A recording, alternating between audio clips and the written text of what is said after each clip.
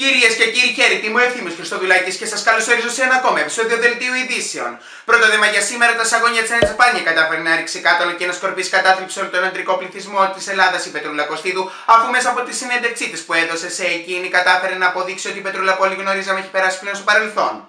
Η κάποτε καυτή παρουσιάστρια του δελτίου καιρού αποκάλυψε ότι όλα ήταν μία περσόνα και τα έκανε εκείνη ώστε να μπορέσει να προβληθεί και να βγάλει πιο εύκολα χρήματα εφόσον εκείνο είναι που πολλούσε, ενώ δεν παρέλειψε να αποδείξει ότι έχει ένα πολύ ψηλότερο IQ από πολλούς εκεί έξω που βρίσκονται και δεν φταίει η αλλαγή του χρώματος των μαλλιών της γι' αυτό.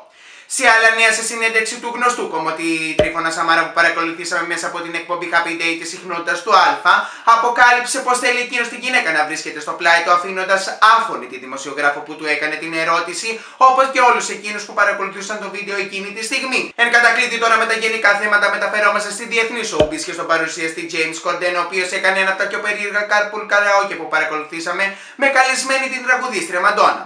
Η γνωστή τραγουδίστρια μέσα σε 20 λεπτά απέδειξε ότι μπορεί να κάνει twerking μέσα σε ένα αυτοκίνητο, ενώ προσπάθησε πάμπολες φορές να δεθεί κόμπος χωρίς να γνωρίζουμε ιδιαίτερα το λόγο και δεν παρέλειψε να αποκαλύψει και προσωπικές της στιγμές με τον αμνήμονα τραγουδιστή Michael Jackson. Κυρίες και κύριοι, μεταφερόμαστε τώρα ασφαλώς στην YouTube κοινότητα και στο YouTuber επώνυμο αλκοολικό, ο οποίος μέσα από το τελευταίο του βίντεο μας αποκάλυψε ότι μία φίλη του παρενόχλησε σεξουαλικά τον Νίκο Οικονομόπουλο σε τουαλέτες γνωστού κέντρου διασκέδασης, με τον λόγο ότι ήταν ο αγαπημένος της τραγουδιστής και ότι μια ζωή την έχουμε. Λέγεται μάλιστα ότι οι μάνατζερ του γνωστού τραγουδιστή έτρεξαν και βρήκαν αμέσως αυτή τη φίλη και την κυνηγάνε σε όλη την Ελλάδα, ενώ η ίδια δηλώνει ότι είναι ικανή να φτάσει με τα πόδια τρέχοντας στο Λονδίνο που βρίσκεται αυτές τις μέρες ο επώνυμος αλκοολικός για να το σπάσει στο ξύλο που αποκάλυψε αυτό της το μυστικό. Επιπρόσθετα, στο βίντεο που παρατηρήσαμε την εβδομάδα που πέρασε, η Άμι Γιάμιτιουμπ κατέφυγε σε μια έξυπνη κίνηση κατά εκείνη και στο τελευταίο food fight κάλεσε κοπέλα και συγκεκριμένα την YouTuber Βασιλικού, με σκοπό, όπως δήλωσε η ίδια, να μπορέσει να κερδίσει επιτέλους, αφού όπως όλοι γνωρίζουμε στα τελευταία food fight χάνει πανηγυρικά. Το αποτέλεσμα βέβαια ήταν για άλλη μια φορά να ιτηθεί η Άννα Μαρία και να ανησυχήσουν πραγματικά αυτή τη φορά οι συνδρομητές της για το τι συμβαίνει με αυτήν, αφού σε αυτή τη σεζόν του Food Fight δεν έχει κερδίσει ούτε μία φορά και η Άμι Γιάμιτιουμπ να παρακαλάει τη μητέρα της να την ξεματιάσει αφού πιστεύει ότι της έχουν ρίξει μάτι πάνω της. Εμείς βρήκαμε μία νοικοκύρα και την παρακαλέσαμε να ξεματιάσει την Άμι Γιάμιτιουμπ. Παρακαλώ πολύ, παρακολουθήστε τι έχει να πει. Όφου και την εμάτιασα εγώ την κοπέλα, εγώ την εμάτιασα, μην το ψάχνετε αλλού το μάτι, γιατί εγώ έχω και άλλο μάτι και την εμάτιασα. Από εκείνη να τη φορά από την σχολεία, σαν να θυμάστε μωρέ με την εκείνη την κοπέλα, την άλλη από την Ολλανδία που τρώγανε τα πόδα, την εμάτιασα. Και ναι, στεριώσει φαγητό για φαγητό του κοπέλι, ήταγε, ενώ έχω στενοχωρηθεί τόσο πολύ από την ώρα που μου το έπαινε ο έγγονας μου Ευθύμιος. Την έχω ξεματιάξει με το ράδι, με τα ράτσι, το λατσιπάτσι, πω και καμιά άλλη ευχή. Στα Instagram, και στον κακό τσιρίζα, αφού ήταν κακό σούκα μου. Όχου Παναγία μου, δεν το ήθελα. Δεν το ήθελα καμάρι μου, δεν το ήθελα. Ελπίζω να με συγχωρέσεις και έλα σε κεράσω ένα καφέ να σου περάσω στον επό κιόλας. Γεια σου κορίτσι μου και χίλια συγγνώμη πάλι, δεν το ξανακάνω, Παναγία μου την εμάτιαξα την κοπέλα, αν μπορεί να φάει. Γεια σας! Εν συνεχεία τώρα με τα YouTube θέματα, κυρίες και κύριοι, πολλοί είναι εκείνοι οι YouTubers που αποφάσισαν να γυρίζουν vlog μας για φέτος τα Χριστούγεννα, με αποτέλεσμα οι συνδρομητές τους να είναι συνεχώς εξουθενωμένοι αφού θέλουν να βλέπουν ολονών τα βίντεο και να καταλήγουν να πηγαίνουν στις δουλειές τους κουρασμένοι και νησταγμένοι. Παρ' όλα αυτά, εμείς διαλέξαμε κάποιες σημαντικές στιγμές αρκετών από αυτών και σας παρουσιάζουμε ώστε έτσι να μπορέσετε να ενημερωθείτε για σας που δεν προλαβαίνετε να δείτε όλα τα βίντεο. Και αρχίζουμε με τη Σενιόρα Έλλης, όπου μέσα από το vlog μας της μάθαμε ότι έφτασε τους 100.000 συνδρομητές και θέλουμε κι εμείς με τη σειρά μας να τις μεταφέρουμε τα συγχαρητήριά μας και ισανότερα.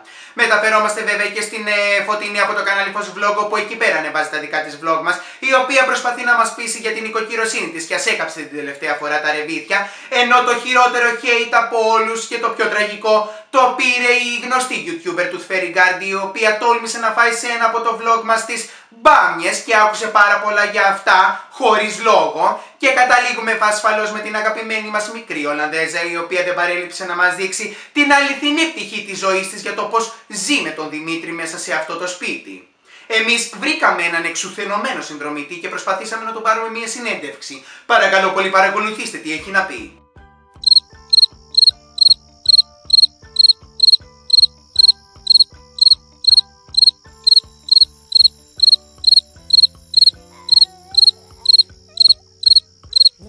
Ό,τι θέλετε απλά. Ευχαριστώ πολύ εγώ γιατί όπως βλέπετε είμαι κομμάτια. Μόλις τελείωσα τα χρυσίνα vlog. Δείτε εδώ έχω κάνει μαύρους κύκλους από όταν ξεκίνησα όλα αυτά, αλλά δεν μπορείς να μην τα δεις και όλα. Δηλαδή προσπαθούμε εδώ πέρα να βγάλουμε κανένα θέμα. Και εντάξει, είναι και λίγο ελιστικά, δεν λέω. Σας παρακαλώ, μην ταλαιπωρήσετε άλλο, δεν θα ήθελα να πω τίποτα. Τι καλά. Εν κατακλείδη τώρα, κυρίες και κύριοι, τα social media του YouTuber που παρατηρήσαμε την εβδομάδα που πέρασε και αξίζει να αναφερθεί είναι εκείνο της Ζωέ Πρέ, όπως στο προσωπικό της λογαριασμό στο Snapchat αποκάλυψε ότι πήρε επιτέλους το δίπλωμα οδήγησης, κάνοντας όλους τους συνδρομητές της αλλά και τους followers να ανατριχιάσουν από την κορφή ως τα νύχια. Εμείς βέβαια στην προσπάθειά μας να βρούμε τη Ζωέ Πρέ για να μάθουμε πώς νιώθει για αυτή της την επιτυχία, ανακαλύψαμε κάτι άλλο. Παρακαλώ πολύ, παρακολουθήστε τη μαρτύρια που ακολουθεί. Γεια σου ευθύμη μου, σε ευχαριστώ πάρα πολύ που μου δίνεις ένα βήμα να μιλήσω στην εκπομπή σου, γιατί υπάρχουν κάποιοι επιτίδιοι εκεί έξω, οι οποίοι λένε, έχουν βγάλει κάποιες φήμες, ότι εγώ βγάζοντας το δίπλωμα είχα κάποιο απότερο σκοπό. Ότι ας πούμε, εγώ έχω δολοφονικές...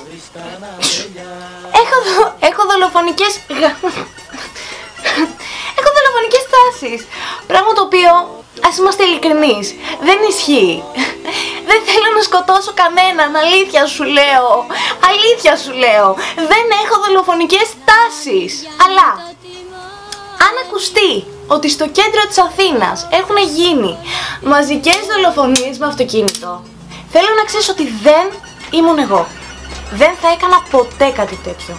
Τους αγαπώ όλους τόσο πολύ που δεν υπήρχε πιθανότητα να πειράξω ούτε έναν. Αυτό ήθελα να σου πω. Σε ευχαριστώ πάρα πολύ που με φώναξες στην εκπομπή σου. Είσαι ο καλύτερος. Σε αγαπώ πάρα πολύ. Αντίο. Κυρίες και κύριοι, λίγο πριν την αποφώνηση, θα μου επιτρέψετε και εμένα με τη σειρά μου να πω ένα μεγάλο ευχαριστώ στη Ζωέ Πρέ, την οποία βρήκαμε τελευταία στιγμή και της αποσπάσαμε αυτή τη μαρτυρία ώστε να μπορέσει να παίξει στο σημερινό δελτίο. Ευχάριστες ή δυσάρεστες, αυτές ήταν οι ειδήσεις του σημερινού δελτίου. Εάν σας άρεσε αυτό το επεισόδιο, δεν έχετε παρά να κάνετε like και share σε αυτό το βίντεο και subscribe στο κανάλι μου. Κάτω στην περιγραφή βρίσκονται τα άρθρα και τα βίντεο που σχολιάστηκαν στο σημερινό δελτίο, όπως επίσης μην ξεχάσετε να με κάνετε follow στο Facebook, Twitter, Instagram και Snapchat, όπου μπορείτε να μου στέλνετε εκεί πέρα τα δικά σας νέα για να μπουν σε ένα από αυτά. Εμείς, Θεού θέλοντος και γεγονότας επιτρέποντος, θα τα πούμε όσο πιο σύντομα γίνεται. Να είστε πάντα καλά και να προσέχετε. Κάτσε να καθαρίσω λίγο το αυτί μου. Αίματα! Είμαι και αστιάτορας, Θεέ μου.